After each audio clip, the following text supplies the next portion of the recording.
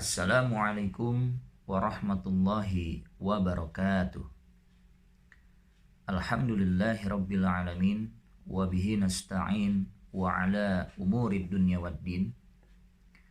Wassalatu wassalamu ala rasulillahi sallallahu alaihi wasallam. Innal hamdalillahi nasta'inuhu wa nastaghfiruh wa na'udzu billahi min sururi anfusina wa min sayyiati a'malina. May yahdihillahu fala mudhillalah wa may yudlil fala hadiyalah. Asyhadu an la ilaha illallah wahdahu la syarikalah wa asyhadu anna Muhammadan abduhu wa rasuluh la nabiyya ba'dah. Puji syukur kita panjatkan kehadirat Allah Subhanahu wa taala atas segala rahmah, nikmat dan karunia-Nya. Terkhusus nikmatul iman wa nikmatul Islam yang mesti tertancap dan terpatri di dalam hati dan sanubar kita sebagai identitas kita menjadi seorang muslim atau muslimah.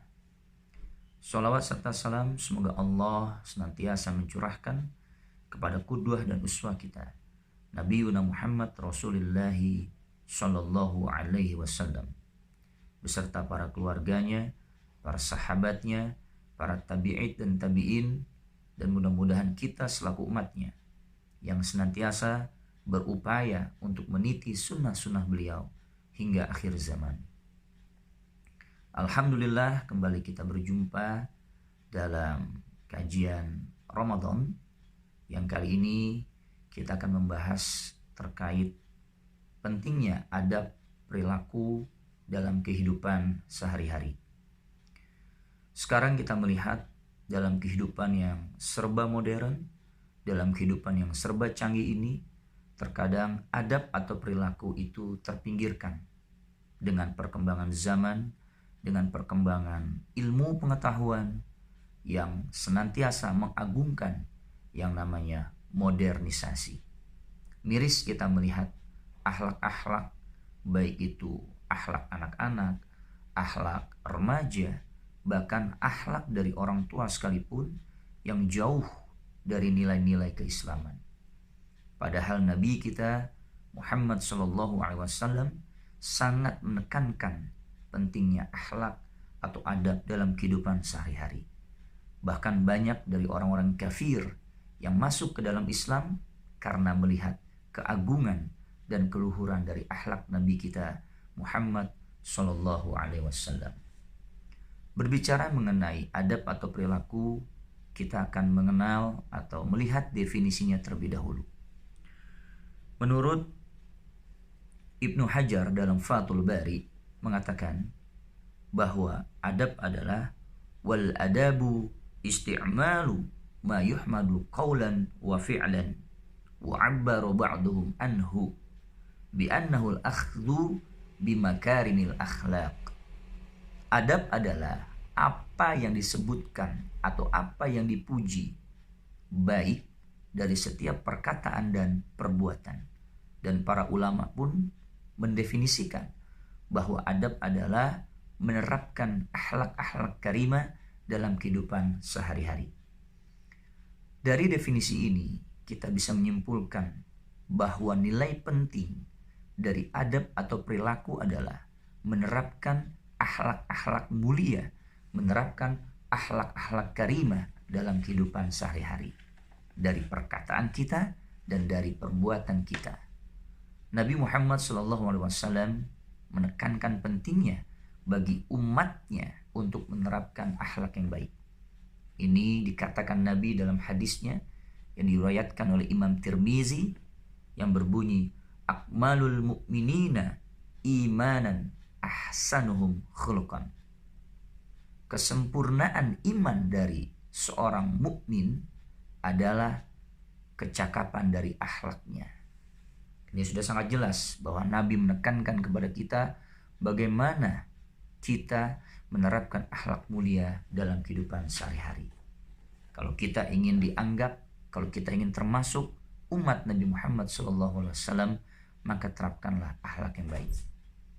Selanjutnya, adab atau perilaku apa saja yang kita bisa terapkan dalam kehidupan sehari-hari. Banyak sekali adab atau perilaku yang kita bisa terapkan dalam kehidupan sehari-hari. Mungkin dalam kajian ini kita hanya beberapa saja menyampaikan. Yang pertama, adab terhadap sesama muslim. Dalam kitab Bulughul Maram oleh Ibnu Hajar Al-Asqalani dari Abu Hurairah radhiyallahu an, Nabi mengatakan bahwa hak sesama muslim itu ada 6. Yang pertama, jika berjumpa maka ucapkanlah salam. Hal ini sangat ringan sekali bagi kita, tapi terkadang banyak yang melupakan hak yang pertama ini. Kita mengucapkan salam yang dicontohkan dan diajarkan oleh Rasulullah, yakni Assalamualaikum warahmatullah. Karena dalam salam ini terdapat saling kita mendoakan antara sesama muslim. Bukan kita mengucapkan salam dengan kata-kata yang lain, seperti halo bro, halo guys. Bukan seperti itu yang dicontohkan oleh Rasul. Kita ucapkan salam ketika kita bertemu dengan saudara kita sesama muslim. Ingat, menjawab salam dari saudara kita sesama muslim adalah wajib. Ini hak yang pertama. Hak yang kedua, jika kita mendapatkan undangan dari saudara muslim kita dan kita memiliki waktu keluangan, maka wajib kita untuk menghadirinya. Jangan kita melihat karena status sosialnya, karena tingkat sosial, apakah dia pejabat, apakah dia orang kaya atau orang penting. Ketika dia memberikan undangan, baru kita menghadiri. Tetapi ketika saudara muslim kita bukan siapa-siapa, dia tidak memiliki jabatan atau status sosial yang tinggi, maka kita berpikir 1, 2, 3 kali untuk menghadiri. Jangan seperti ini. Ketika kita mendapatkan undangan dari saudara muslim kita dan kita memiliki keluangan waktu, maka hadirilah. Niscaya ketika kita menghadiri undangan dari saudara muslim kita, maka mereka akan merasa tersanjung, mereka akan merasa terhormat dengan kesediaan waktu luang kita. Maka akan terciptalah hubungan silaturahim yang amat sangat kuat. Itu hak yang kedua. Sekarang hak yang ketiga. Jika saudara muslim kita meminta nasihat kepada kita dan kita memiliki kemampuan untuk memberikan nasihat yang baik, maka lakukanlah. Memang untuk memberikan nasihat kepada orang lain, kepada saudara muslim kita, kita mesti mengukur diri kita. Apakah kita mampu memberikan nasihat yang terbaik? Tapi jangan tunggu dan jangan kita berpikir, mampukah kita? Sanggupkah kita? Ketika saudara muslim kita menemui kesulitan, meminta pendapat dari kita, dari solusi permasalahan yang dihadapi, berikanlah.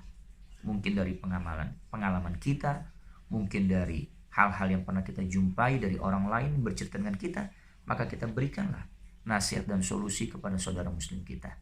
Tapi kalau kita merasa tidak mampu untuk memberikan solusi, untuk memberikan nasihat kepada saudara muslim kita, maka arahkanlah saudara muslim kita untuk menemui atau meminta nasihat kepada orang yang lebih tepat. Jangan kita tinggal diam. Ketika saudara muslim kita datang kepada kita dengan penuh pengharapan akan nasihat, akan saran, tapi kita tidak memberikan, kita tidak acuh terhadap mereka. Ini hak yang ketiga. Hak yang keempat, jika saudara muslim kita bersin dan mengucapkan hamdalah, maka doakanlah, ya harmukallah atau ya harmukillah. Ini memang ringan dan enteng bagi kita. Tapi sekali lagi, ini penting ketika kita tidak memberikan hak kepada saudara muslim kita tatkala mereka bersin dan mengucapkan hamdalah, maka ini menjadi kesalahan besar bagi kita tidak memberikan hak kita kepada saudara muslim kita. Hak yang kelima adalah jika saudara muslim kita sakit, maka jenguklah. Orang yang sakit sangat mengharapkan kedatangan orang yang menjenguk, bukan karena apa-apa, tapi ingin diberikan semangat, ingin diberikan support untuk bisa segera pulih dari penyakitnya. Kalaupun kita tidak bisa hadir secara fisik ke rumah sakit, cukuplah kita berikan dengan doa-doa yang terbaik kepada saudara muslim kita, agar Allah mengangkat penyakit yang dideritanya. Tapi ingat, jangan abai ketika ada saudara muslim kita yang sakit. Hak yang keenam adalah jika saudara muslim kita meninggal, maka antarkanlah jenazahnya sampai ke liang lahat. Ini merupakan salah satu fardu kifayah, bagi seorang muslim ketika ada saudara muslimnya yang wafat. Semasa hidup kita berteman dengan baik. Semasa hidup kita berjuang bersama-sama. Maka ketika saudara muslim kita wafat, tunaikanlah kewajiban fardu kifayah kita. Apa saja selain mengantarkan jenazahnya ke liang lahat, kita mesti memandikan, mengkafani, mensolatkan, dan menguburkannya. Dalam setiap musibah terlebih kematian, ada pelajaran penting bagi kita bahwa hidup ini tidak akan kekal. Ini adab perilaku pertama yang bisa kita terapkan terhadap sesama muslim. Adab dan perilaku yang kedua yang bisa kita terapkan adalah adab dalam menuntut ilmu. Menuntut ilmu itu sangat penting sekali. Menuntut ilmu, bagi siapa yang ikhlas menjalankannya, Allah akan naikkan derajatnya menjadi derajat orang-orang yang mulia. Adab dalam menuntut ilmu itu sangat penting. Bahkan para ulama, yakni Abu Zakaria An-Anbari rahimahullah mengatakan, ilmun bala adab kanar bala hatab, wa adab bala ilm karuh bala jasad. Ilmu tanpa adab bagaikan api tanpa kayu bakar, dan adab tanpa ilmu bagaikan ruh tanpa jasad.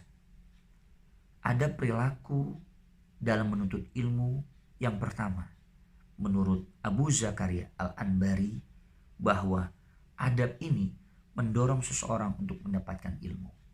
Betapa pentingnya ketika kita menuntut ilmu, kita terapkan dengan adab dan perilaku yang baik. Kita terapkan dengan adab dan perilaku yang mulia. Bagaimana perilaku yang baik, perilaku yang mulia dalam kita menuntut ilmu?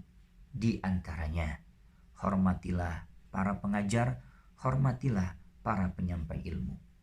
Ketika kita sedang berada dalam majelis ilmu, apakah itu dalam pengajian ataukah dalam proses pembelajaran di kelas, maka dengarkanlah penyampai ilmu, para ustaz, para ustazah, para guru dalam menyampaikan materi, kita simak dengan baik.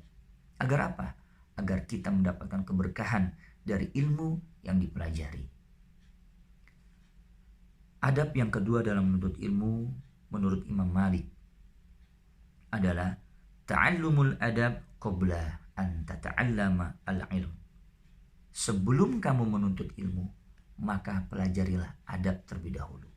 Artinya apa?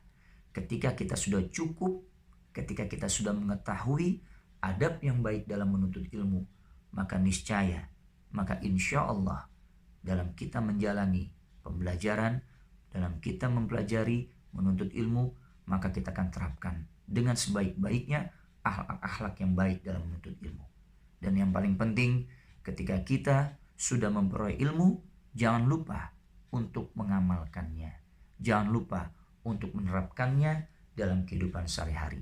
Dan berbagilah atas apa yang kita peroleh dari ilmu yang kita pelajari.